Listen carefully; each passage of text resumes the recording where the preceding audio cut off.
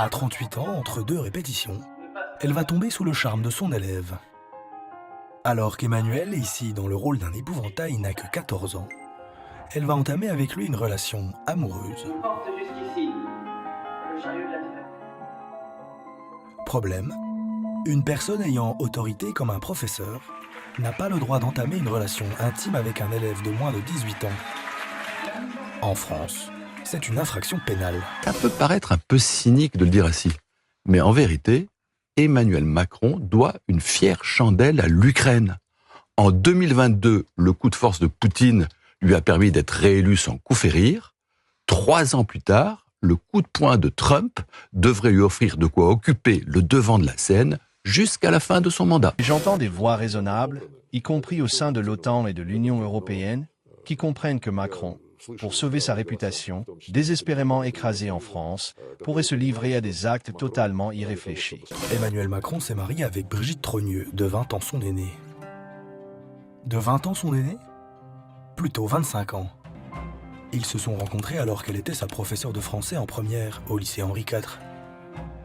En première au lycée Henri IV ? C'était en fait en 3e au collège de la Providence d'Amiens que le coup de foudre est survenu.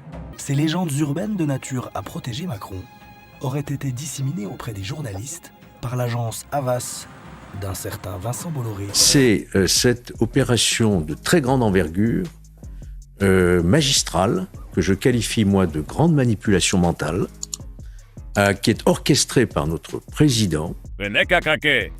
Pourquoi je dis ça ? Parce que les sondages montrent que l'opinion a tendance à le suivre. Pour le moment. C'est-à-dire qu'on est en train d'agiter la peur du char soviétique à Paris sur les Champs-Élysées. Moment 80. Rien à dire. Moi, je dis, mais qu'est-ce qu'on attend pour réagir et se réveiller ? Réveillez-vous. Comment il se prépare pour l'horizon 2030 ? Parce que l'horizon 2030, c'est un changement de président aux États-Unis. Donc, ça peut être un point de bascule important, tout comme ça peut être un point de continuité, on ne sait pas pour l'instant. Mais en tout cas, il faut s'y préparer. Donc, il pose les jalons. Et j'ai dit, attention, je l'ai déjà dit plusieurs fois, en 2030, en revanche, l'Europe sera prête pour un conflit de haute intensité. Donc, en fonction de la situation géopolitique du moment, c'est là qu'il faut rester très vigilant. Perché la signora von der Leyen ha paura di questo Parlamento ed invoca l'articolo 122, lo stato di emergenza, per raggirare l'unica istituzione europea eletta dal popolo e per indebitare noi e i nostri figli per 850 miliardi di euro da spendere in aria. On voit que tout est fait pour prépositionner l'Europe prête à combattre.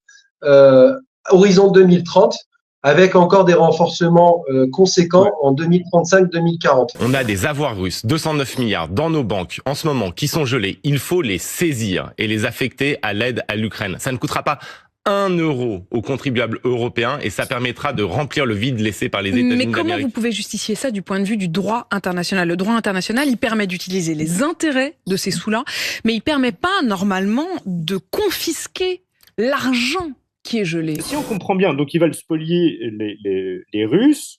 Bon, d'accord, ils sont très très méchants, donc on a le droit de les spolier. Oui. Avant de spoiler les Français. Mais ils nous disent c'est avant de spolier les Français et les Européens. C'est juste un ordre chronologique en fait. On va spoiler lui. Exactement, mais ces gens nous le disent en plus. Eppure, i carri russi non sono a Varsavia, neanche a Budapest e neanche a Praga. E Parigi non brucia sotto gragnole di colpi. Quello che brucia in Francia sono le chiese cristiane. Queste sono le vere emergenze, signora von der Leyen. Sono le famiglie europee che non arrivano a fine mese e che non hanno i soldi per pagare le bollette del gas, che le politiche scellerate della sua commissione hanno fatto lievitare esponenzialmente. Ce sont les mêmes États-Unis d'Amérique qui hier disaient le caractère vital de cette guerre pour la planète, pour la civilisation, qui aujourd'hui lui font comprendre qu'il n'aurait jamais dû partir en guerre, qu'il a eu tort et que désormais il doit accepter d'y mettre un terme sans condition. On lui impose la reddition. Les millions de morts déplorés et la destruction de son pays, c'est cadeau.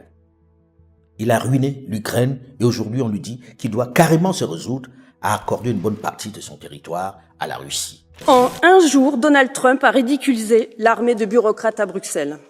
Il a fait plus en un jour pour les Américains que toutes vos piles de papier pour les Européens en 50 ans.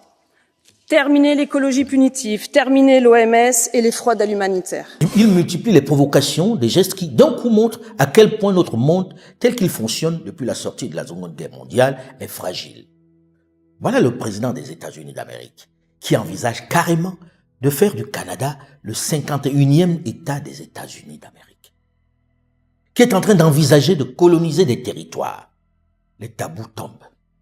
Les règles de droit international semblent ne plus exister. Il y a une planification de la chose dans le sens d'une opération Zaïre. Et le deal qu'il y a entre Kagame et la CIA, c'est vous me donnez le Rwanda et moi, après, je vous donne le Zaïre. Et tout est organisé depuis le début par la CIA, en fait, pour faire une seule et même opération qu'on a coupée en deux pour des raisons médiatiques, et on a mis en scène le génocide, qui est la première véritable et énorme opération de communication génocide, parce que il y avait un imbécile au milieu qui voulait faire triompher la vérité et qu'il fallait faire taire à tout prix, c'était la France. Si, quand il y a du grain sur le marché, quand il y a du grain chez les producteurs, au lieu de l'amener sur le marché, le refilent à des gens qui vont l'emmener plus loin et le cacher, et éventuellement, comme faisait le duc d'Orléans, le vendre en Angleterre, la population n'a plus suffisamment de quoi manger. Et c'est ça la pénurie de pain à la Révolution. C'est pas le nouveau régime, c'est pas l'ancien régime qui fait que les gens ont faim, c'est le nouveau qui est en train de se mettre en place. Et ça, le malheureux roi Louis XVI, je suis obligé de dire le malheureux roi Louis XVI parce qu'il était vraiment acculé, c'était pas ce qu'il voulait. Oui, c'est un complot. On peut dire qu'il y a un complot sur le roi. Complètement. Ah ben là, c'est clair, c'est un complot libéral, mais alors ça, c'est clair et net. Monsieur Kagame est devenu, je dirais, le sous-traitant des grandes puissances et bien entendu des multinationales de coltan. Donc voilà ce qui justifie que ce monsieur peut tuer et son armée peut tuer des millions de personnes, violer des centaines de milliers de femmes au Congo, eh bien, ça n'émeut personne, ça ne dérange personne, tant que Paul Kagame fait le travail qu'on lui a demandé de faire. Les 6 mois qui ont précédé la Révolution, ce sont des émeutes partout. 1, de braves gens qui veulent la taxation. 2, une police qui essaye de les arrêter sans oser tirer dans le tas. Et 3, des brigands, mais des vrais, c'est-à-dire des délinquants qui disent chic, c'est le chaos, on va pouvoir rentrer chez les gens, les voler, les violer. Enfin, c'est une horreur. Les 6 mois qui précèdent la Révolution, c'est le chaos général. Nous sommes confronté à un choc historique qui est de très peu de précédents. Les grandes ruptures de l'histoire, le choc de la Renaissance, l'époque des Lumières, le choc des guerres mondiales. Un choc qui va transformer la géopolitique mondiale, va transformer l'idée même qu'on se fait de l'homme, va transformer l'histoire. Les républicains sont des dogmatiques. Ils veulent que tout le monde que tout le monde ait suffisamment à manger, qu'il y ait plus de très riches et qu'il y ait plus de très pauvres et qu'il faut faire une péréquation et que tout le monde soit égaux. Alors tu sais ce qu'ils ont fait, ces braves gens?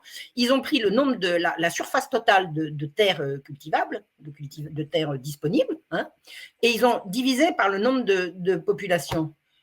Ils en disent mais il n'y a pas assez. Si on veut que chacun ait suffisamment, il y a trop de gens. Trop de gens. Hein? Il y a un tiers en trop.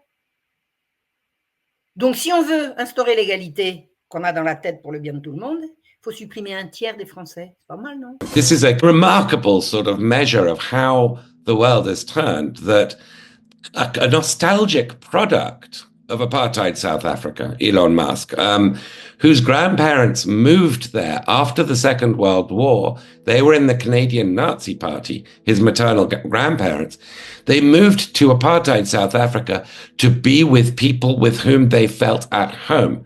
A family legacy that he's not repudiated. C'est la seule explication possible aux guerres interminables, aux massacres en Vendée, au refus de faire en sorte que le prix du blé puisse baisser. On a organisé la faim, la misère pour réduire la population. C'est de l'eugénisme. 10 jours après leur condamnation, Ernest Ouandié et 2 de ses compagnons d'infortune savent que la mort les attend le 15 janvier 1971. Menottés et escortés par la soldatesque d'Amadou Ahidjo, le nationaliste avance la tête haute et le sourire omniprésent devant des populations de Bafoussam plus apeurées que lui. Ligoté sur un poteau par le peloton d'exécution, il refuse qu'on lui bande les yeux avant sa mise à mort. Son sourire ne l'a pas quitté pendant qu'il était criblé de balles.